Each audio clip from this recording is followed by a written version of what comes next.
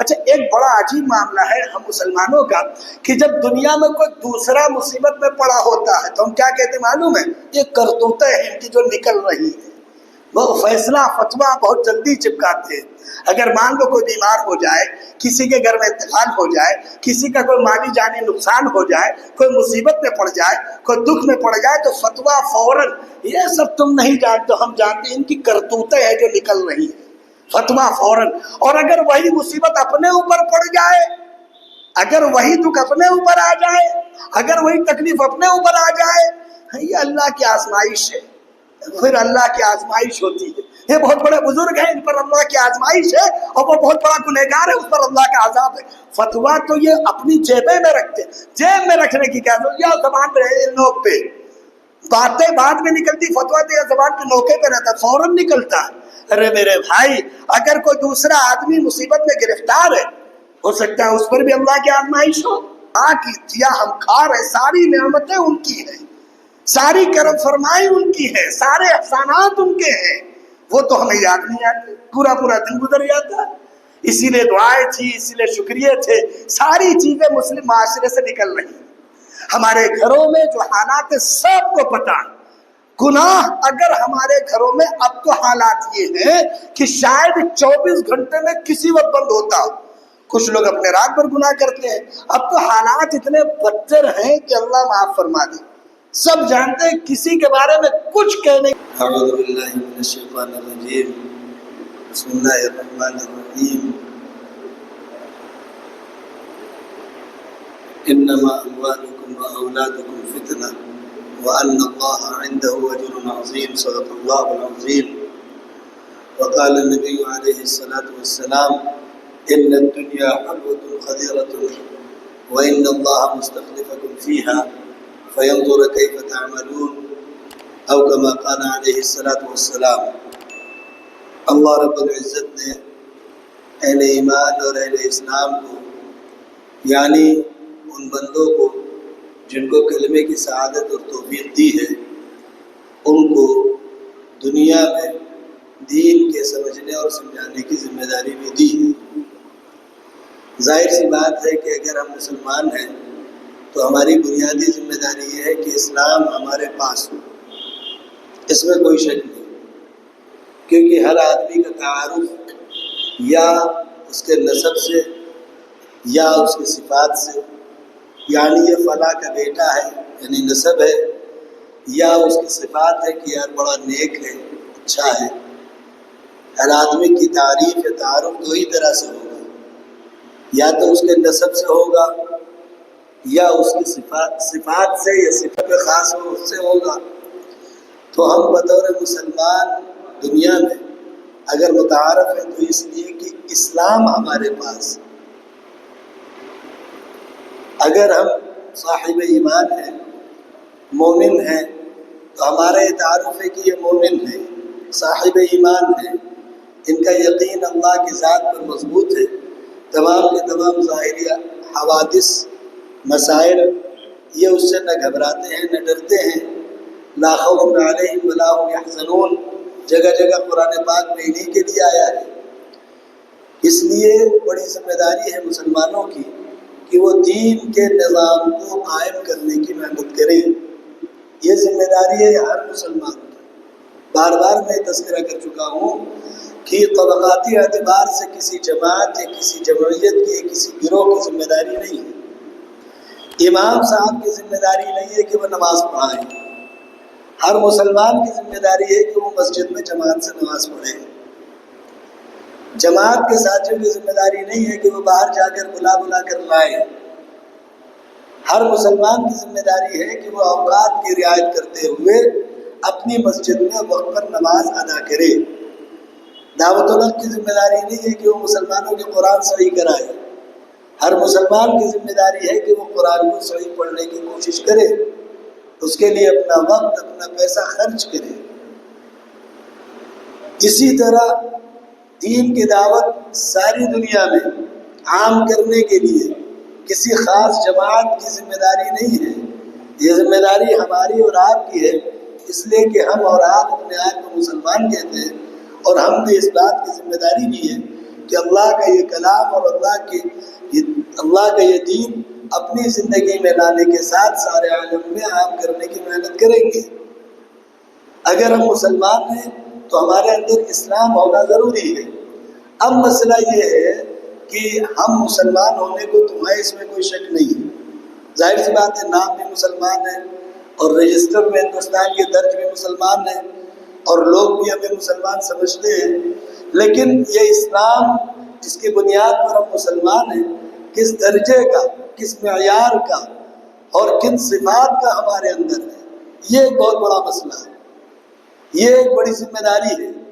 اور میں اکثر ایک بات کہا کرتا ہوں کہ ہم مسلمان تمام چیزوں کے لیے فکر مند رہتے ہیں، اچھے گھر کے لیے، اچھے کھانے کے لیے، اچھی سواری کے لیے، اچھے مکان کے لیے، اچھے تعلقات، اچھے دوست، اچھی رشتہ داری، لیکن کیا ہم اچھے دین کی بھی تلاش کرتے ہیں جس کا حکم قرآن پاک میں بہت صاف لفظوں میں ہے، وَعْمَلُوا صَالِحًا، کام تو کرنے ہیں، آپ کو نماز پڑھنی ہے، تلاوت کرنی ہے، ذکر کرنا ہے، صدقہ کرنا ہے، سلام کرنا ہے، سب کرنا ہے، لیکن یہ کرنا کیسے؟ ایک تو کام ہے جو کر رہے ہیں، اب وہ کام درست ہے کہ نہیں، یہ مسئلہ ہے۔ اب کام درست کیسے ہوگا؟ کوئی بھی کام ہے، ہم نماز پڑھتے ہیں، نماز درست کیسے ہوگی؟ ہم صدقہ دیتے ہیں، صدقہ درست کیسے ہوگا؟ ہم تلاوت کرتے ہیں، تلاوت درست کیسے ہوگی؟ اس کے لیے اللہ رب العزت نے ایک اصول طے کر دیا، ایک ضابطہ، ایک قانون طے کر دیا۔ ضابطہ، اصول اور قانون یہ ہے کہ جس طرح ہمارے نبی نے کر کے تمہیں دکھایا ہے اسی طرح کرنا ہے۔ اللہ رب العزت نے رسول اکرم صلی اللہ علیہ وسلم کو جس طرح کرنے کو کہا ہے اور کر کے رسول اللہ نے دکھایا ہے۔ یاد رکھیے ایک بات، بہت اچھی طرح سمجھ لیجیے، جس طرح 5 وقت کی نماز جماعت کے ساتھ ہر مسلمان پر ہے اور 5 وقت کی نماز فرض ہے، اسی طرح 5 وقت کی نماز رسول اللہ پہ بھی فرض تھی۔ ایسا نہیں ہے کہ رسول اللہ صلی اللہ علیہ وسلم پر فرض نہیں تھی اور باقی امت پر فرض تھی، ایسا نہیں ہے۔ یہ جو بہت سی چیزیں ہمارے مسلم معاشرے میں پھیل رہی ہیں اور ایسی واحیات باتیں جگہ لے رہی ہیں جن کا کوئی مطلب نہیں۔ دین کے امور کی جتنی ذمہ داری ایک عام مسلمان پر ہے، سچ بولنا، یہ ذمہ داری نبیوں پر بھی اتنی ہی ہے۔ ایسا نہیں ہے کہ ان کو اختیار ہے بولے یا نہ بولے، ایسا نہیں ہے، ایسا ہو ہی نہیں سکتا۔ ہمارے یہاں دین کو سمجھنے کے لیے مسئلہ یہ نہیں ہے کہ رسول اللہ جو دین لائے وہ سمجھنا ہے، ہمارے یہاں مسئلہ یہ ہے کہ خود رسول اللہ صلی اللہ علیہ وسلم پر بحث ہے اور طرح طرح کی باتیں اور ایسی واہی تباہی کی باتیں لائی جاتی ہیں جن کا شریعت سے کوئی تعلق نہیں۔ ہم ذمہ دار ہیں اس دین کے جو اللہ رب العزت نے رسول اللہ کو دیا، اور رسول اللہ صلی اللہ علیہ وسلم نے وہ دین ساری امت میں عام کرنے کے لیے محنت کی۔ آپ کے قریب ترین جو لوگ تھے صحابہ کرام کے نام سے منسوب اور مشہور ہیں، انہوں نے دین سیکھا، سنا، سمجھا اور اس کو لے کر سارے عالم میں انہوں نے محنت کی۔ سارے عالم میں دین کو عام کرنے کی محنت رسول اللہ کے زمانے سے شروع ہوئی اور یہ کوئی نئی بات نہیں ہے۔ چونکہ رسول اللہ عالمی نبی تھے تو ان کی امت کی ذمہ داری عالمی سطح کی ہے۔ ایک بہت ہی واحیات بات بولی جاتی ہے کہ دین کی محنت پہلے اپنے گھر میں کرو، پہلے اپنے محلے میں کرو، پھر اپنے شہر میں کرو، پھر باہر نکلو۔ بہت لمبا چوڑا بھاشڑ دیا جاتا ہے اس پر۔ جو لوگ بیچارے دین کی محنت کے لیے دور دراز ادھر ادھر سفر کرتے ہیں اور جاتے آتے ہیں اور دین کی بات کرتے ہیں تو ان کو سکھانے والے، بھاشڑ دینے والے، بھاشڑ تو آپ سمجھتے ہوں گے، اور ان کو تقریر کرنے والے یہ سمجھاتے ہیں کہ پہلے اپنا گھر دیکھو، پھر اس کے بعد سمجھاتے ہیں پھر محلے میں دیکھو، پھر اس کے بعد باہر دیکھو، پھر اس کے بعد نکلو۔ اگر یہ آپ کا اصول واقعی دینی اصول ہے اور شرعی اصول ہے اور یہی ضابطہ ہے دین کی محنت کا اور یہی طریقہ ہے دین کے کام کا، تو پھر آپ یہ بتائیے رسول اللہ صلی اللہ علیہ وسلم نے جب اپنے گھر والوں کو دین کی دعوت دی تھی تو آپ کے سگے چچا ابو لہب نے اسلام کو نہیں قبول کیا۔ آپ کے سگے چچا ابو طالب نے اسلام تو نہیں قبول کیا، آپ کے سگے رشتہ داروں میں ننیحال کے اور ددیحال کے بہت سے لوگوں نے اسلام کو نہیں قبول کیا، اور صرف یہ کہ قبول نہیں کیا بلکہ اسی کفر کی حالت میں ان کا انتقال بھی ہو گیا۔ ان کے ساتھ کیا معاملہ ہو گیا، ایک بات اور اچھی طرح سمجھ لیجیے۔ یہ جو ہمارے چلن چلتا ہے کہ فلانے جہنم جائیں گے، فلانے جنت جائیں گے، بھیا اپنی جنت جہنم کی سوچو، فلانے جائیں گے یا نہیں جائیں گے یہ ان کا مسئلہ ہے۔ اچھا ایک بات بتائیے، ہمارے معاشرے میں آدمی 5 کلو گیہوں لینے جاتا ہے تو آپ نے کسی کو بحث کرتے دیکھا، پہلے یہ لیں گے، پہلے وہ لیں گے، وہ نہیں پائیں گے، یہ بحث کرتے دیکھا ہے؟ ہر آدمی کی کیا ٹینشن ہے، یار ہمارے جھولے میں کارڈ لے لو اور جلدی انگوٹھا لگوا لو اور 5 کلو دے تو ہم گھر جائیں۔ تو 5 کلو راشن لینے کے لیے لائن لگی ہوتی ہے، وہاں ہمیں کسی دوسرے کا خیال نہیں آتا ہے۔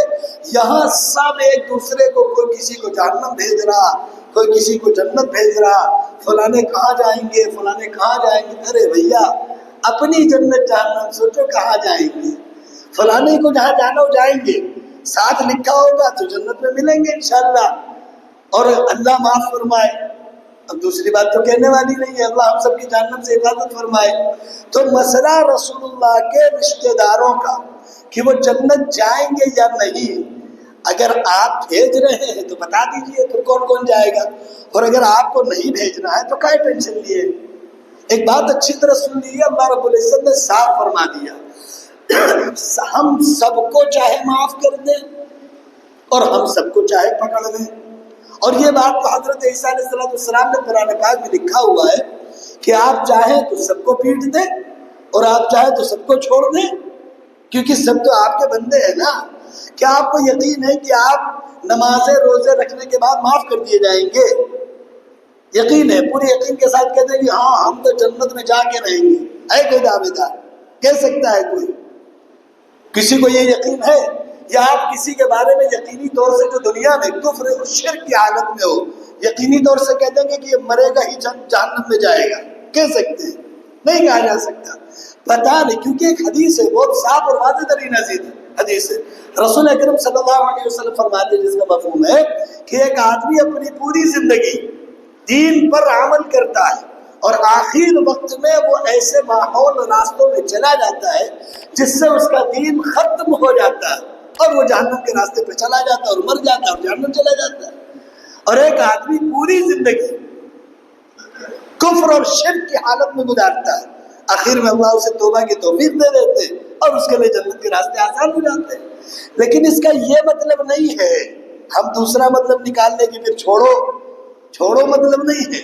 یاد رکھیے اللہ بڑے کریم ہے، جب آپ پوری زندگی نیکی کر رہے ہیں تو جو اللہ آپ کو بغیر مانگے ساری نعمتیں دے رہے ہیں، کیا وہ آپ کو پوری زندگی دین پر چلنے کی سزا یہ دیں گے کہ آپ سے آخر وقت میں کلمہ چھین لیں گے؟ ایسا تو نہیں ہو سکتا نا، ایسا تو ناممکن ہے۔ یہ بات جو میں نے حدیث پاک کی نقل کی، اس کا مطلب یہ ہے کہ کسی کے تعلق سے، کسی کے بارے میں ہمارا یہ ذہن اور مزاج نہیں ہو سکتا کہ ہم کسی کے بارے میں یہ فیصلہ کر دیں کہ یہ جنت جائیں گے یا جہنم جائیں گے۔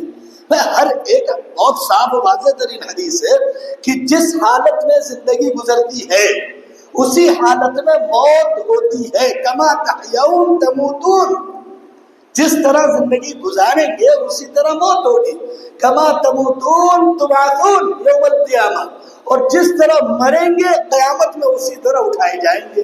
ایک روایت آتی ہے، حدیث پاک میں منقول ہے کہ حضرت جبرائیل علیہ السلام خود تشریف لائے، رسول اکرم صلی اللہ علیہ وسلم غم میں تھے، تکلیف میں تھے، اکثر آیا کرتے تھے جبرائیل علیہ السلام رسول اللہ کے پاس، یہ تو اللہ کے نظام ہے۔ تو رسول اللہ صلی اللہ علیہ وسلم سے انہوں نے پوچھا کہ کیا بات ہے، آپ پریشان ہیں؟ اچھا رسول اللہ کی پریشانی کیا تھی؟ دکان نہیں چل رہی ہے، تجارت نہیں چل رہی ہے، کاروبار نہیں ہو رہا ہے، یہ پریشانیاں تھی، پیسہ نہیں آ رہا ہے، کارخانے نہیں لگ رہے ہیں، یہی پریشانی تھی رسول اللہ کی۔ دیکھیے بہت صاف لفظوں میں عرض کر دوں، عشق رسول کا مطلب ڈھول پیٹنا، تماشے کرنا، کمر مٹکانا، ہاتھ پیر چلانا، اگر یہی عشق رسول ہوتا تو صحابہ سے کچھ نہ کچھ تو ملتا، صحابہ کی زندگی میں کچھ نہ کچھ بات تو آتی، بہرحال بڑی عجیب باتیں ہیں. تو رسول اللہ صلی اللہ علیہ وسلم کی محبت کا جو معیار ہے وہ وہی ہے جو رسول اللہ صلی اللہ علیہ وسلم کی اپنی فکر ہے. جس سے محبت ہوتی ہے آدمی اس کی فکر میں بھی شریک ہوتا ہے. رسول اللہ کی پوری زندگی کی فکر کیا تھی؟ ایک ہی فکر تھی کہ جو دین ہم لے کے آئے ہیں یہ دین اللہ کے بندے قبول کر لیں اور اللہ رب العزت ان سب کو معاف فرما دے. اور کون سا مقصد تھا؟ پر رسول اللہ صلی اللہ علیہ وسلم کی ہمیشہ کی ایک ہی فکر تو تھی، کوئی دوسری فکر تو تھی نہیں، کسی طرح کی کوئی فکر نہیں تھی. ہاں باقی چیزیں ضمنی تھی. کوئی بھوکا آتا تھا تو کھلاتے بھی رسول اللہ تھے. پہلا طریقہ کیا تھا؟ کوئی بھی مہمان اگر مسجد نبوی میں آتا تھا اس کو کون کھلاتا تھا؟ پہلے سب سے پہلے جب رسول اللہ صلی اللہ علیہ وسلم کے پاس پہنچتا تھا. کتنی حدیثیں موجود ہیں. یہ ساری چیزیں وہ ہیں جو سیرت نہ پڑھنے کی وجہ سے، سیرت نہ پڑھنے کی وجہ سے مسلمانوں کی زندگیوں سے نکل چکی ہے. بالکل صریح لفظوں میں کہہ رہا ہوں. اور پھر اس کے بعد واہی تباہی بکی جاتی ہے، واہی تباہی و خرابات کے بول بولے جاتے ہیں. بڑی عجیب ترین باتیں ہیں. ابھی بڑا عجیب ایک قصہ ہے. ایک صاحب نے ہم کو فون کیا تو کہنے لگے کہ یہاں کے مسلمان بہت بے حس سے، ایک جگہ کی بات ہے، بسما کی بات نہیں ہے، تھوڑا فاصلے کی بات ہے، 150-200 کلومیٹر تقریباً 250 کلومیٹر کے قریب وہ علاقہ ہے. وہاں سے انہوں نے مجھے فون کیا، کہنے لگے کہ یہاں کے مسلمان بہت بے حس ہیں. میں نے کہا کیوں؟ کہنے لگے کہ فلاں کا انتقال ہو گیا اور جنازے میں کل 4-5 لوگ تھے. میں نے کہا بڑی اچھی بات ہے، آپ کو بڑی اچھی فکر ہوئی، یہ تو واقعی فکر کی بات ہے. کہنے لگے مولانا پوری مسلم بستی ہے، مسلم آبادی ہے، مسلم محلے ہیں، اور اس کے بعد فلاں کا انتقال ہوا اور کل 5 آدمی. تو میں نے کہا تم تھے کہ نہیں تھے؟ کہنے لگے نہیں ہم نہیں تھے، ہم کو ایک ضروری کام تھا، ہم کو لوگوں نے بتایا. مطلب بے حسی بے حیائی کی انتہا دیکھیے، بے شرمی ان کا مقصد تھا مولوی صاحب پر اعتراض کرنا. اصل ان کا مدعا یہ تھا کہ جو مولوی صاحب نماز پڑھائے تھے وہ دفن کرنے نہیں گئے تھے. اصل ان کی پوری تقریر اس پر ہونی تھی. اب مولوی صاحب ہیں 5 وقت کی نماز پڑھاتے ہیں، پیسہ لیتے ہیں، تو جنازہ بھی پڑھائیں، نہلائیں بھی، دفن بھی کریں، فاتحہ بھی پڑھیں. باقی کسی کی ذمہ داری تو ہے نہیں. باقی سب کی ذمہ داری جو چھوڑ کے گئے ہیں وہ سب کھائے پیے موج کاٹے، وہ گنے وہ رکھے، باقی مولوی صاحب کر دیں گے سب. تو ہم سے کہنے لگے، تو میں نے ان سے بات کہی کہ بھائی تم تھے کہ نہیں تھے؟ تو انہوں نے اپنا عذر ظاہر کیا. میں نے کہا بھائی آپ کس کام سے تھے؟ کہنے لگے وہ ایک صاحب سے مسئلہ تھا، پیسے لینے تھے اور 2-3 دن سے وہ ٹال رہے تھے، تو میں نے سوچا آج لے آئے. تو میں نے کہا پیسے آج نہیں کل بھی لے سکتے تھے، مردہ تھوڑے روز روز دفن ہوتا، آپ بھی چھوڑ کے چلے جاتے. کہنے لگے آپ تو بات گھمائی دے رہے. میں نے کہا گھما رہا ہی مجھے تو معلوم ہی نہیں تھا، سنا تم رہے ہو تو بتا تم رہے، تو مجھ سے جواب دے رہا ہوں. تو بہرحال میں نے ان سے ایک بات پوچھی تھی. میں نے کہا کہ جن کا انتقال ہوا تھا وہ مسجد خود آتے تھے نماز پڑھنے؟ تو کہنے لگے ہاں کبھی کبھی ہفتے میں بہرحال 2-3 نمازوں میں آ جاتے تھے. تو آپ اندازہ لگائیے کہ آپ جب مسجد خود نہیں آتے ہیں اور آپ کے انتقال پر لوگ دفن کرنے نہ جائیں تو آپ کو اعتراض کرنے کا حق ہے، آپ کو بولنے کا حق ہے. جس مسجد کے نمازیوں پر آپ کو اعتراض ہے اس مسجد کے نمازیوں کے ساتھ آپ نماز پڑھنے والوں میں ہے بھی. اس لیے ایسے واہی تباہی کے اعتراض کرنا حماقت اور جہالت. پہلے خود تو مسجد کے پابند بنیے. جس اللہ کے گھر میں آپ آئیں گے اسی اللہ کے گھر میں جو دوسرے آئیں گے تو آپ کے جنازوں میں بھی جائیں گے، آپ کی دعاؤں میں بھی جائیں گے، آپ کے ساتھ تمام کاموں میں شریک بھی ہوں گے. اس لیے پہلا مرحلہ تو یہ ہے کہ مسلمان مسجدوں میں تو پہنچے. تو میں بات عرض کر رہا تھا، یہ بات بیچ میں آ گئی. میں عرض کر رہا تھا کہ جس دین کی ذمہ داری اللہ رب العزت نے تمام کے تمام مسلمانوں کے اوپر رکھی ہے، بہت صاف لفظوں میں کہہ رہا ہوں، مسجد میں جماعت سے نماز ہو، اس کی ذمہ داری کمیٹی کی نہیں ہے. اس کی ذمہ داری مسلمان ہونے کے ناطے ہر اس مسلمان کی ہے جو اس مسجد میں نماز پڑھتا ہے. کمیٹی مسجدوں کی ٹھیکیدار نہیں ہوتی. کمیٹی ایک علامت ہوتی ہے، ذمہ دار ہوتی ہے کہ ٹھیک ہے ہاں ہم ہیں، ہم نے ذمہ داری لی ہے. اس کے نظم و نسق کی انتظام کی ذمہ داری ہوتی ہے. نماز کی ذمہ داری تو آپ مسلمان ہیں تو آپ کی اور ہماری برابر ہے. ہم جس مسجد میں نماز پڑھتے ہیں اس مسجد میں 5 وقت جماعت سے نماز وقت پر ہونی چاہیے، یہ ہماری تمہاری ذمہ داری ہے. تو دین کے مسئلے کو لے کر حساسیت اور ذمہ داری کا احساس اور رسول اکرم صلی اللہ علیہ وسلم کی جو فکر تھی میں قصہ سنا رہا تھا آپ کو کہ جن حالات میں ہم جی رہے ہیں موت نہیں حالات میں آئے گی، اس میں کوئی شک نہیں۔ اب یہ جی ہم کن حالات میں رہیں گے اس کا فیصلہ کوئی دوسرا نہیں کرے گا۔ تنہائی میں 5 منٹ بیٹھیے اور اندازہ لگا لیجیے کہ ہم کن حالات میں جی رہے ہیں۔ ہماری زندگی کا مقصد اللہ کی رضا، رسول اللہ کی سنت ہے، یا ہماری زندگی کا مقصد صرف خرافات؟ یہ فیصلہ ہم نہیں کر سکتے، آپ ہمارے بارے میں نہیں کر سکتے، ہم آپ کے بارے میں نہیں کر سکتے۔ آپ کا اور میرا یہ فیصلہ اپنا ہے۔ 5 منٹ تنہائی میں بیٹھیے اور یہ دیکھیے کہ کن حالات میں ہم جی رہے ہیں۔ اگر ہم ان حالات میں جی رہے ہیں جن حالات میں اللہ کی رضا ہے، خوش رہیے، اللہ رب العزت آپ سے دنیا میں بھی راضی ہے، آخرت میں بھی راضی۔ لیکن اگر جن حالات میں ہم جی رہے ہیں، اور ہم آپ سے زیادہ نہیں عرض کرتے، ہم جن حالات میں جی رہے ہیں کیا ہم پسند کریں گے کہ انہی حالات میں موت آ جائے؟ بزرگ نے بڑی اچھی بات کہی، کہنے لگے کہ جو مسلمان جن حالات میں جی رہا ہے اگر وہ یہ پسند کرے کہ اسی حال میں اس کو موت آ جائے تو سمجھ لو وہ نیک بندہ ہے، اللہ کا قریبی ہے۔ اس لیے کہ بہرحال موت کی تیاری اگر اس کی ہے۔ ایک صاحب آئے تھے نا رسول اللہ صلی اللہ علیہ وسلم کے پاس، کہنے لگے متی تقوم الساعہ یا رسول اللہ کے رسول قیامت کب آئے گی؟ سوال تو صحابہ کرام بھی کرتے تھے، رسول اکرم صلی اللہ علیہ وسلم نے بڑا پیارا جواب دیا، ما اعددت لها، قیامت تو آنی آئے گی، قیامت کون روک لے گا؟ یسألونک عن الساعة ایان مرساها قل انما علمها عند ربی لا یجلیها لوقتها الا هو ثقلت في السماوات والارض لا تأتيكم الا بغتة۔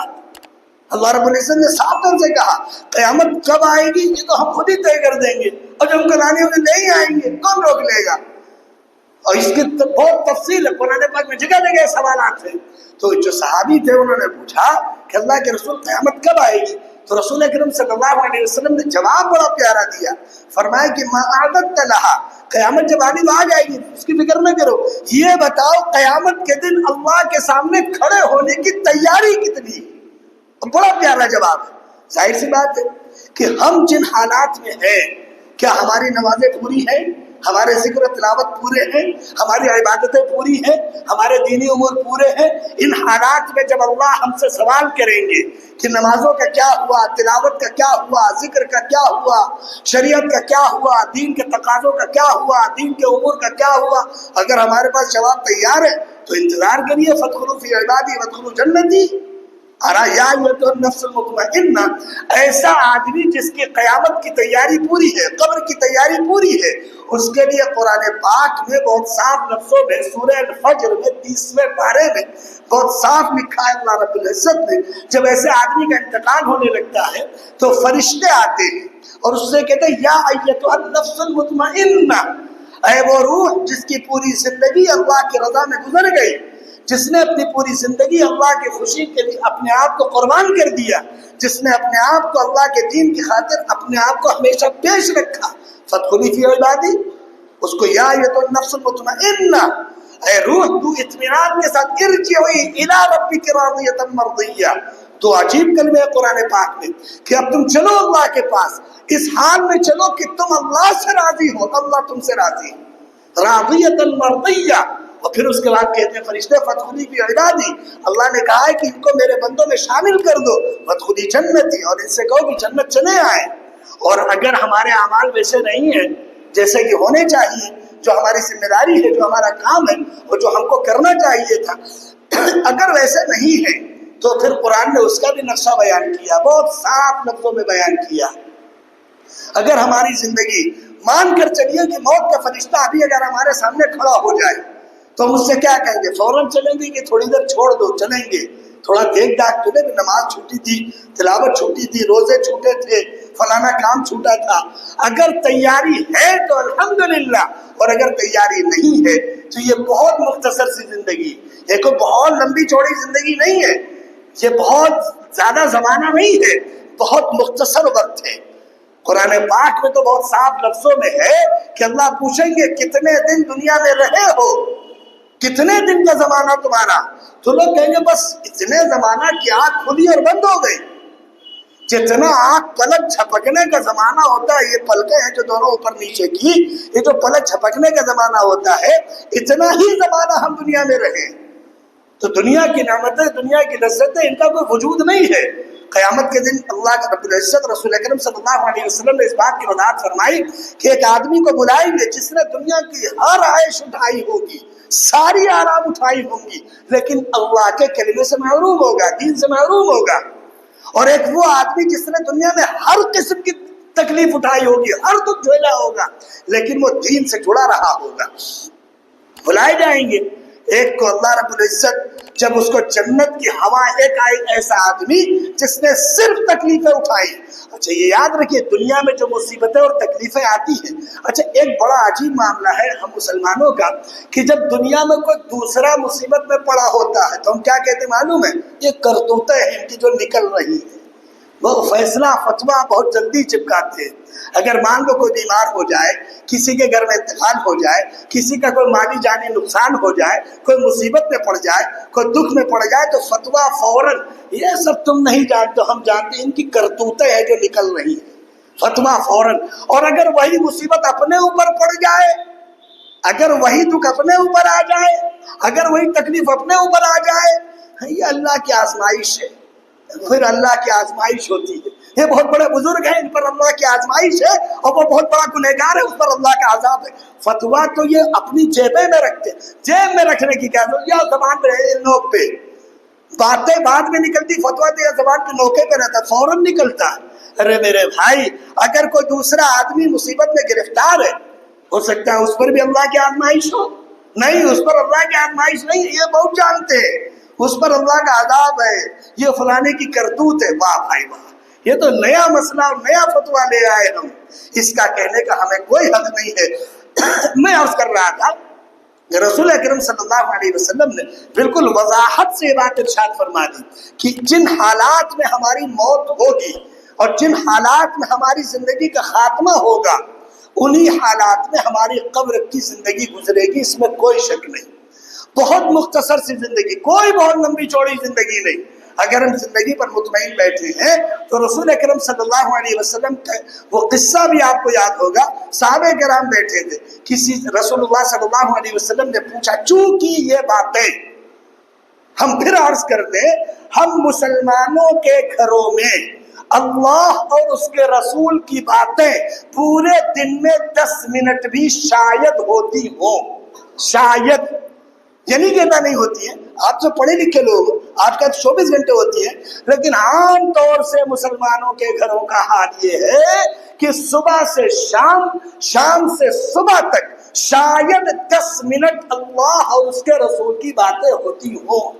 اب اندازہ لگائیے، جس اللہ اور اس کے رسول کا ہماری زندگی میں 10 منٹ کا حصہ نہیں ہے، 10 منٹ کا حصہ نہیں ہے، اندازہ لگائیے اس اللہ اور رسول کے لیے ہمارے کے پاس ہمارے لیے کتنا وقت ہوگا۔ جس اللہ کی دیا ہم کھا رہے، ساری نعمتیں ان کی ہیں، ساری کرم فرمائی ان کی ہے، سارے احسانات ان کے ہیں، وہ تو ہمیں یاد نہیں آتے، پورا پورا دن گزر جاتا ہے۔ اسی لیے دعائیں تھی، اسی لیے شکریہ تھے، ساری چیزیں مسلم معاشرے سے نکل رہی ہیں۔ ہمارے گھروں میں جو حالات ہیں سب کو پتہ ہے۔ گناہ اگر ہمارے گھروں میں، اب تو حالات یہ ہیں کہ شاید 24 گھنٹے میں کسی وقت بند ہوتا ہو، کچھ لوگ اپنے رات پر گناہ کرتے ہیں، اب تو حالات اتنے بدتر ہیں کہ اللہ معاف فرما دے، سب جانتے ہیں، کسی کے بارے میں کچھ کہنے کی ضرورت نہیں ہے، حالات بہت ہی زیادہ ہمارے نزدیک صرف ہمارے مقاصد رہ گئے، ہمارے نفع رہ گئے، ہمارے اپنے کام رہ گئے، دین کہاں ہے یا نہیں ہے، دین ہماری زندگیوں میں، گھروں میں، اولادوں میں، بچوں میں ہے، ہماری رشتہ داری میں ہے، اس سے کوئی مطلب نہیں۔ ہمارے ساری زندگی کا مقصد ہمیں نفع کمانا، نفع اٹھانا، فائدہ کمانا، اور کون سا نفع، کون سا فائدہ جو موت کے ساتھ ختم ہونے والا، اس کو لے کے نہیں جائے گا یہاں سے، لے کے ہم جائیں گے اپنے اعمال، اچھے یا برے، بھلے یا برے۔ اس لیے ہمیں توجہ کرنے کی ضرورت ہے اپنے اعمال پر، ہم ذمہ دار اپنے اعمال کے، لنا اعمالنا ولکم اعمالکم، بہت صاف لفظوں میں ہے۔ اس لیے ہم اپنے گھروں میں دین، اللہ کی، رسول کی باتیں جسے دین کہتے ہیں، اس کی فکر کریں۔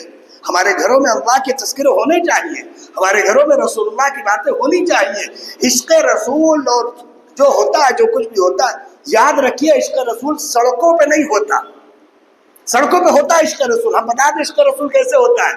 आप जा रहे हैं, कोई आ रहा है, आपको किसी ने नहीं देखा, आप सलाम कर लें, इसे इश्क रसूल कहते हैं। क्योंकि रसूलुल्लाह ने फरमाया खैरुकुम मन यब्दा बिस्सलाम, तुम में अच्छा वो है जो सलाम पहले करे। तो अगर रसूलुल्लाह से इश्क है और मोहब्बत है और रसूलुल्लाह की ये बात सुन रखी है तो सलाम में पहल अपने आप हो जाएगी। इसको कहते हैं इश्क रसूल। इश्क रसूल इसको कहते हैं कि इमातुल अला अन तरीक़ सदक़तुन, अगर आप रास्ते में जा रहे हैं और कोई ऐसी तकलीफ देने वाली चीज है कि आपने देख ली पीछे से आने वाला, मसलन कील पड़ी है, अब मोटरसाइकिल वाला निकलेगा तो चुभ जाएगी, उसका पहिया पंचर हो जाएगा। तो यहाँ तो ये हालात है कि 2 पड़ी को 4 डाल दे, फलाने निकलते अच्छा ही है वो निपट जाए। हमारा तो उल्टा ही हाल है। हमारा हाल तो है कि अपने घर का कूड़ा हमने दूसरे के दरवाजे पे डाला, उसने अपने घर का कूड़ा हमारे दरवाजे पे डाल दिया। बस यही है हमारे यहाँ। जिस उम्मत की एक एक बात को समझाने, सिखाने, बताने के लिए रसूलुल्लाह सल्लल्लाहु अलैहि वसल्लम ने खुद इरशाद फरमाया हो, उस उम्मत के ये हालात हो, उनकी ये जिंदगी हो, उनकी ये बातें हो, है सब चीजें हैं, उसको कौन नहीं जानता ये बातें। ये तो हमारे माशरे की पहचान बन गई है। गंदे मोहल्ले होना, रात रात भर खुराफाते होना, रात रात भर वाही तबाही होना, रात रात भर जागते रहना, रात रात भर। हमें ताज्जुब है, रात में 2-3 बजे कई बार मेरा आना होता है। अक्सर आज भी मेरा वापस आना फजर के करीब हुआ, रात में आना मेरा होता है। और इत्तेफाक ये है कि कल मुझे ऐसे रास्ते से गुजरना पड़ा जहां तकरीबन 2 मुस्लिम मोहल्ले बिस्वा में होते हैं। मुझे एक साहब मेरे साथ थे, मैं उन्हें छोड़ने गया था उनके घर तक, वो मेरे साथ थे तो मुझे छोड़ने जाना था उनके घर तक। तो जब मैं निकला हूँ रात के तकरीबन 3, साढ़े 3 नहीं 4 बजे होंगे, उस वक्त भी 4-6 लड़के एक तरफ, 2-4 लड़के एक तरफ, 3-4 लड़के उधर, कोई अपने कुछ खेलने में मसरूफ है, कोई अपने किसी चीज में मसरूफ है। मुझे ताज्जुब है कि रात 2, 3, 4 बजे तक मुस्लिम मोहल्लों में अगर मुसलमानों के पास इतना वक्त है कि वो रात 2, 3 बजे जाग रहे हैं, तो इसका अंदाजा लगा लीजिए कि वो कौन सा खैर का काम कर रहे होंगे, कौन से भले काम कर रहे होंगे। इसलिए बातें कुछ कहने की नहीं है। अल्लाह हम सब की हिफाजत फरमाए। दीन की फिक्र रसूलुल्लाह सल्लल्लाहु अलैहि वसल्लम की बुनियादी खूबी, बुनियादी सिफत है। मैं बात अर्ज कर रहा था, रसूलुल्लाह सल्लल्लाहु अलैहि वसल्लम के पास हज़रत जिब्रील अलैहिस्सलाम तशरीफ लाए कि अल्लाह के रसूल क्या बात। तो रसूलुल्लाह सल्लल्लाहु अलैहि वसल्लम ने फरमाया कि मुझे अपनी उम्मत की फिक्र। हज़रत जिब्रील अलैहिस्सलाम ने सवाल भी किया कि मुसलमानों की फिक्र है या गैरों की फिक्र है। सवाल भी किया जिब्रील अलैहिस्सलाम ने। रसूलुल्लाह ने फरमाया मुझे गैरों की फिक्र नहीं है, गैरों की फिक्र तो दूसरी चीज है, मुझे मुसलमानों की फिक्र है। और यहाँ फतवा दिया जाता है, यहाँ दीन की मेहनत करने से क्या फायदा, वहां जाओ, यहाँ फतवा ही पहले दे दिया जाता है। ना कुछ पता है, ना कुछ मालूम है, ना कहीं पढ़ा है, ना कभी दीन सुना है, ना अल्लाह की सुनते हैं, ना रसूल की सुनते। फतवे इतने लंबे लंबे जमानों पे चढ़ाए रहते। याद रखिए दीन 2 तरह का है, बहुत अच्छी तरह सुन लीजिए। मुसलमानों में बहुत अच्छी तरह सुन लीजिए, अमाल की मेहनत है, और गैर मुस्लिमीन में ईमान की मेहनत है। 2 मेहनतें। मुसलमान अपने अमाल अच्छे करें, इसकी फिक्र है, इसकी मेहनत है। रसूलुल्लाह की एक हदीस में, कई हदीसों में आप सुनेंगे जिसमें रसूलुल्लाह ने उम्मत की फिक्र इरशाद फरमाई। वरना मुसलमान हो गए थे, बाज लोगों ने तो ठेका ले रखा है, क्या टेंशन लेते हो, फलाने बख्शवाएंगे, फलाने बख्शवाएंगे। अपनी बख्शिश का पता नहीं है, वो बख्शवाएंगे। अपना पता नहीं है कि क्या हाल होगा, खुदा बेहतर जाने। अल्लाह के सामने कौन खड़ा होगा, किसकी इतनी हिम्मत होगी, कौन जवाब देगा। आप हदीसें नहीं सुनते हैं, सारी उम्मत, पूरी दुनिया भर के इंसान, पूरी दुनिया के आदम अलैहिस्सलाम से लेकर रसूलुल्लाह तक सारी दुनिया जब तक चलेगी, जब मैदान हश्र कायम होगा और सख्त तरीन धूप और गर्मी होगी, शिद्दत की गर्मी होगी, लोग अपनी गर्मी तकलीफ की वजह से बुरे हाल में होंगे, तो सारे के सारे आदम अलैहिस्सलाम से लेकर ईसा अलैहिस्सलाम तक भागे भागे फिरेंगे कि अल्लाह से ये कहिए कि अल्लाह हिसाब शुरू करे, जन्नत भेजे या जहन्नम भेजे, ये बात की बात है, हिसाब शुरू हो। इतने बदतरीन हालात होंगे, सारे के सारे भाग रहे होंगे। आदम अलैहिस्सलाम कहेंगे भाई हम तो नहीं कर सकते, नूह के पास जाओ, इब्राहिम के पास जाओ, मूसा के पास जाओ, ईसा की तफसील है पूरी, सब भागे भागे फिर रहे होंगे। سب کے سب پریشان ہوں گے. پھر آخر رسول اکرم صلی اللہ علیہ وسلم کے پاس آئیں گے, پوری تفصیل ہے. یہ سب حدیثیں ہیں, اپنے گھروں میں پڑھا کریے, اپنے گھروں میں سنا کریے, اپنے گھر میں دین کو لے کر تھوڑی سنجیدگی اختیار کیجیے. آپ کے گھر میں کھانا کھایا جا رہا ہے, سب کے گھر میں کھایا جاتا ہے, کون ایسا گھر ہے جس کے گھر میں نہیں کھایا جاتا؟ کھڑے ہو کے کھاؤ, بیٹھ کے کھاؤ, لیٹ کے کھاؤ, مجھے اس سے بحث نہیں ہے. بحث اس سے ہے کہ رسول کا طریقہ کھانے میں زندہ ہے یا نہیں. اگر ہمارے گھر میں کھانے میں رسول اللہ کا طریقہ زندہ ہے تو ہمارا گھر اللہ کے رسول کو پیارا ہے. اور ہمارے گھر میں اگر کھڑے لیٹے اٹھے بیٹھے چل رہا ہے تو پھر اللہ ہم سب کی حفاظت فرمائے. پھر بلا وجہ کسی دوسرے کو گالی دینا, پھر بلا وجہ کسی دوسرے کو الزام دینا, پھر بلا وجہ کسی دوسرے پر الزام مڑنا, یہ سراسر غلطی اور گمراہی ہے. اس لیے ان سے مصیبتوں سے اپنے آپ کو بچائیے, اور مفاد پرستی اور نفع پرستی اور مطلب پرستی سے اپنے آپ کو دور رکھیے. اگر حالات ہیں تو ان کے حل کرنے کے راستے بھی اللہ نے رکھے ہیں. اس لیے جیسے بھی حالات ہو, جس طرح کے بھی حالات ہو, میں نے بار بار آپ سے تذکرہ کیا اس بات کا کہ اس بات کو سنجیدگی سے سوچئے, توجہ کیجئے. جو دین اللہ کا ہمارے پاس ہے یہ وہی ہے جو اللہ نے دیا ہے, رسول اللہ نے کیا ہے, یا کچھ اور ہے. یہ بہت سنجیدگی سے سوچنے کی بات ہے. حالات اور ماحول ان کے بگاڑنے میں اور بنانے میں ہمارے اعمال کا, ہماری مطلب پرستی اور مفاد پرستی کا دخل. اس لیے طے کیجئے انشاءاللہ کہ ہم اپنی زندگیوں میں اللہ رب العزت کا حق ہے, رسول اللہ کا حق ہے, اس کو ادا کرنے کی کوشش کریں گے. ہماری زندگیوں میں دین آئے, ہمارے گھروں میں دین آئے, ہماری اولادوں میں دین آئے, ہمارے اندر رسول اللہ کے طریقے آئے, ہمارے گھر میں رسول اللہ کے طریقے آئے. اس کی ہمیں فکر کرنی ہے. تو رسول اکرم صلی اللہ علیہ وسلم سے جبرائیل علیہ السلام نے جو سوال کیا تھا کہ آپ کو کس کی فکر, فرمایا مجھے اپنے مسلمانوں کی فکر. تو حضرت جبرائیل علیہ السلام نے فرمایا کہ کوئی فکر کی بات نہیں, چلیے دکھاتے ہیں. گئے, انہوں نے ایک قبر پر آواز دی کہ اللہ کا حکم ہے, کھڑے ہو جاؤ. کھڑے ہو گئے, اللہ کا کلمہ پڑھتے ہوئے, اللہ کی تعریف کرتے ہوئے. رسول اللہ صلی اللہ علیہ وسلم نے کہا ٹھیک ہے, چلے گئے قبر میں. دوسری قبر میں گئے, حضرت جبرائیل علیہ السلام نے کہا کہ اللہ کے حکم سے اٹھو. اٹھے وہ انتہائی پریشان, بکھرے بال, بالکل حالت ستائی ہوئی, تکلیف میں گرفتار. تو حضرت جبرائیل علیہ السلام نے فرمایا کہ اللہ کے رسول جن حالات میں مر کے قبر میں جائیں گے انہی حالات سے قبر سے اٹھیں گے, اور جن حالات سے قبر سے اٹھیں گے انہی حالات میں حشر کے میدان میں ہوں گے, اور جن حالات میں حشر کے میدان میں ہوں گے انہی حالات میں پل صراط پہ ہوں گے, اور جن حالات میں پل صراط پہ ہوں گے انہی حالات میں جنت یا جہنم میں جائیں گے. اس لیے اپنی زندگیوں کا جائزہ لیجئے. اللہ نے بڑی اچھی زندگی دی ہے, ساری نعمتیں دی ہیں, ہر چیز اللہ نے آپ کو دی ہے. اس پر اللہ کا شکر ادا کیجیے. چند پیسوں کے لیے دین بیچ دینا, چند پیسوں کے لیے زمین بیچ دینا, چند پیسوں کے لیے خرافات کر دینا, حالات اور ماحول کو بگاڑ دینا, بہت سی باتیں ہیں. اس ہفتے کچھ باتیں ہیں جو سامنے آئی ہیں. اب جب تک اس کی تفصیل نہیں آ جاتی تب تک میں آپ سے تذکرہ نہیں کر سکتا اس کے تعلق سے. جو مسجد تھی وہاں گلزار شاہ مینا میدان کے سامنے, سنا ہے, میں تو سفر میں تھا, میں تھا نہیں, سنا ہے مسجد ابو حذیفہ تھی, شہید کر دی گئی ہے. اس میں دو باتیں میرے سامنے, اس کے لیے میں نے باقاعدہ بات بھی کر رکھی تھی. اور میں نے ایک صاحب سے تذکرہ کیا تو انہوں نے مجھ سے کہا کہ آپ کس بنیاد پر کہہ رہے ہیں کہ گرائی جائے گی. میں نے کہا بنیاد کوئی نہیں ہوتی. کہنے لگے, مجھ سے کہنے لگے آپ کاغذ لے کے آئیے, وہ کاغذ لائیے جس میں لکھا ہے آپ کے پاس کہ گرائی جائے گی.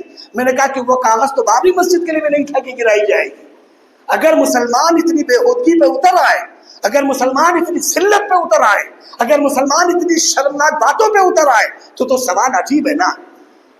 بہرحال وہ مسجد سننے میں آیا, شہید ہو گئی. میں چونکہ صبح پھر میں کہیں چلا گیا تھا, صبح میں پھر چلا. مسجد ابو حذیفہ وہ چھوٹی سی تھی, بہت بڑی نہیں تھی, تقریباً 20-25 آدمی اس میں نماز پڑھ سکتے ہوں گے. ایک سب میں 5-6 آدمی کھڑے ہو پاتے تھے. چھوٹی سی مسجد تھی, شہید ہو گئی ہے, سننے میں آئے.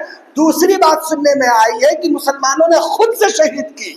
اگر ایسی بات ہے تو اللہ ہم سب کی حفاظت فرمائے, ہم اگر مسجد اس لیے شہید کریں کہ مسجد حمزہ اس لیے شہید کر دی جائے کہ یہ جرجر ہو چکی ہے، شہید کر کے نئی بنائی جائے، اللہ کی قسم یہ ثواب کا کام۔ اور اگر مسجد اس لیے شہید کر دی جائے، اگر مسجد اس لیے گرا دی جائے اور گرانے والے ہاتھ مسلمان ہو، گرانے والے ہاتھ ان لوگوں کے ہو جو کلمہ پڑھتے ہو، گرانے والے وہ ہو جو محمد رسول اللہ کے نام پر، عشق رسول کے نام پر ڈھول بھی پیٹتے ہو، اگر انہوں نے یہ کرتوت کی ہے تو واقعی یہ بڑی شرم اور بڑی لعنت کی بات۔ اگر اللہ کے گھر اسی طرح گرائے جاتے رہے، ہم سے ایک صاحب نے بڑی عجیب بات کہی کہ ارے جھگڑا ہونے سے اچھا ہے مسجد ہٹا دی جائے، تو طے کر لیجئے کہ ہم مسلمانوں نے یہ طے کر لیا ہے جھگڑا ہونے سے اچھا ہے کہ ہم غیر مسلم بن جائیں۔ یہ کوئی دلیل ہے ہماری، یہ کوئی اصول ہے ہمارے، یہ کوئی ضابطے ہیں ہمارے؟ ہم یہ طے کر لیں گے کہ ہم اسلام چھوڑ دیں گے، نعوذ باللہ۔ ہم کو اللہ نے کلمہ دیا ہے، ہم کو دین کی ذمہ داری دی ہے، اگر ہمارے ہوتے ہوئے دین کے اوپر آنچ آتی ہے تو ہم مسلمان کس کام کے؟ حالات ہیں، میں نہیں کہتا، میں کسی سے نہیں کہتا جا کے گردن کٹوا دو، لیکن کم سے کم بات تو معلوم ہو کی ہے کیا؟ اگر اس مسجد کو غیروں نے گرایا ہے تو بہرحال کاغذات ہوں گے نا، کہیں نہ کہیں تو ہوں گے، کسی نہ کسی کے پاس تو ہوں گے، کوئی نہ کوئی تو ذمہ دار ہوگا۔ اور اگر کوئی ذمہ دار نہیں ہے تو 60 سالہ نقشے میں درج ہوگی نا، ایسا تو نہیں ہے کہ نہیں ہوگی، نہیں ہوگی تو 100 سالہ نقشے میں درج ہوگی نا۔ یہ کام ہے محنت کے۔ اگر وہ مسجد شہید ہوئی ہے اور مسلمانوں نے کی ہے اور مسلمانوں کے کہنے پہ کی ہے اور صرف اس اندیشے سے کر دی ہے، ایک صاحب تو ہم سے کہنے لگے، بڑی عجیب بات کہنے لگے مسجد پی ڈبلیو ڈی کے حصے میں تھی۔ میں نے کہا بہت اچھی بات آپ نے کہی، پی ڈبلیو ڈی آج تھا یا مسجد آج تھی؟ پی ڈبلیو ڈی ہندوستان میں بنا ہوا قانون ہے، ہندوستان کی آزادی کے بعد پی ڈبلیو ڈی کا سسٹم بنا ہے۔ پی ڈبلیو ڈی کا فل فارم آپ جانتے ہوں گے بہت اچھی طرح، پڑھے لکھے لوگ ہیں۔ اور جو ہماری مسجدیں ہیں، یہ جو ہماری مسجد تھی یہ آج کے زمانے کی نہیں ہوگی، یہ 100 سال پرانی ہوگی۔ پی ڈبلیو ڈی بعد میں بنا ہے، مسجد پہلے بنی ہے۔ اگر پی ڈبلیو ڈی اسی طرح کل مسجد حمزہ میں آ جائے کہ بھیا یہ ہماری زمین ہے، پی ڈبلیو ڈی کل وہاں مسجد مرکز میں آ جائے ہماری زمین ہے، تو کیا کریں گے؟ انتشار نہ ہو چھوڑ دو، یہی کریں گے سب۔ تو گویا کہ مسلمانوں نے طے کر دیا ہے کہ دین کے نام پر کرنا کچھ نہیں ہے، جو ہو رہا سب ہونے دو، طے کر لیا ہے مسلمانوں نے۔ بہرحال مجھے اس کی تفصیلات نہیں معلوم ہے، میں تفصیلات معلوم کروں گا، آئندہ میں اس کا تذکرہ کروں گا حالات کیا ہیں کیسے ہیں۔ بہرحال آپ میں سے اگر کسی کو معلوم ہے تو ہمیں ضرور بتائیے گا پوری بات، ورنہ 2-3 دن مجھے لگیں گے کاغذات معلوم کرنے میں، بات معلوم کرنے میں، حالات معلوم کرنے میں۔ میں آپ سے نہیں کہتا گردنیں کٹوا دے، میں آپ سے کہہ رہا کہ اگر مسجد غیر گرائیں، ہم سے انہوں نے ایک صاحب نے تو بڑی عجیب بات کہی کہ وہاں مسجد گرا دی گئی آپ کچھ نہیں کر پائے۔ جہالت کی انتہا دیکھیے، بابری مسجد شہید کر دی گئی آپ نہیں کچھ کر پائے، سوال کے جواب دیکھیں کتنا اچھا ہے۔ اگر یہ بےہودے جوابات ہیں مسلمانوں کے اور مسلمانوں نے طے کر لیا ہے کہ یہی جواب دینے ہیں، تو اللہ ہماری بھی حفاظت فرمائے اور آپ کی بھی حفاظت فرمائے۔ مسجد کی حفاظت ہم سب کی ذمہ داری۔ یاد رکھیے اللہ کو کسی مسجد کی ضرورت نہیں، مسجد کی ضرورت مسلمانوں کو اللہ کے لیے ہے، اللہ کو نہیں ضرورت ہے مسلمانوں کے لیے مسجد کی۔ نماز آپ کہیں بھی پڑھ سکتے ہیں، لیکن مسجدوں میں اللہ کے لیے جو گھر وقف ہوتے ہیں۔ بہرحال حالات ہے، ماحول ہے، سمجھنے کی بات ہے۔ اگر غیروں نے گرائی ہے تو کوئی بات نہیں ہے، دیکھتے ہیں حالات کیا ہیں۔ اور اگر مسلمانوں نے گرائی ہے، مصدق صاحب نے کہا بھی کہ میں آپ کو ویڈیو فوٹو بھیج رہا ہوں دیکھ لیجئے گا۔ اتفاق یہ ہے کہ میں واقعی 3-4 دن سے موقع نہیں پایا، ورنہ میں ضرور دیکھ لیتا کہ واٹس ایپ پہ کیا آیا ہے، کیسے آیا ہے۔ آج کل تھوڑا میں دوسرے کاموں میں لگا ہوا بھی تھا، دیکھتا ہوں کیا ہے۔ آپ حضرات سے بہت ادب سے گزارش ہے کہ اگر وہ مسجد حقیقتاً مسجد کے نام سے ہے تو ہم سب کی ذمہ داری ہے کہ وہاں مسجد دوبارہ قائم ہونی چاہیے انشاءاللہ۔ اور اگر واقعی کسی غیر کی زمین ہے تو اللہ کی قسم غیر کی زمین پر ایک بھی سجدہ اس کی اجازت کے بغیر حرام، یہ شریعت کا اصول۔ دونوں باتیں کھلی ہوئی ہیں، حالات ماحول کو سمجھیے گا، کوئی ہنگامہ نہ کریے گا، پہلے معلوم تو ہو سچائیاں ہیں کیا، ہماری اپنی غلطی ہے یا غیروں کا ظلم ہے۔ اگر غیروں کا ظلم ہے تو اللہ سے دعا کریے کہ اللہ حالات بہتر کرے، اور اگر اپنی ہی غلطی ہے تو پھر اپنی غلطی کی اصلاح ہم سب کی ذمہ داری بنتی ہے۔ بہرحال اس کی تفصیلات اگر آپ میں سے کسی کو معلوم ہو تو ہم کو بتا دیجیے گا، ورنہ ہم کو جو بھی معلوم ہوگا میں آئندہ جمعے میں آ کے اس کا ذکر کر دوں گا انشاءاللہ۔ اللہ ہم سب کو سمجھ عطا فرمائے۔ ایک بات یاد رکھیے، یہ جذبے جو میں کہہ رہا ہوں کیوں پیدا ہو رہے ہیں معلوم ہے؟ یہ جو بے دینی کے جذبے پیدا معلوم کیوں ہو رہے ہیں؟ ہمارے گھروں میں اللہ کی بات نہیں ہوتی ہے، ہمارے گھر میں رسول کی بات نہیں ہوتی ہے۔ جس دن اللہ رسول کی بات گھر میں ہوگی، اللہ کی قسم جذبے کچھ اور بھی ہوں گے، جذبے کچھ اور بھی ہوں گے، احساس کچھ اور بھی ہوگا۔ اللہ ہم سب کی حفاظت فرمائے۔ سارے مسلمان ہر اعتبار سے دین کے ذمہ دار ہیں۔ اگر کسی سے غلطی ہے تو وہ مجرم ہے، اور اگر کسی سے اچھائی ہے تو وہ نیک ہے۔ اللہ سے دعا کرے کہ اللہ ہمیں صحیح بات پر عمل کرنے کی توفیق عطا فرمائے۔ وآخر دعوانا الحمدللہ رب العالمین۔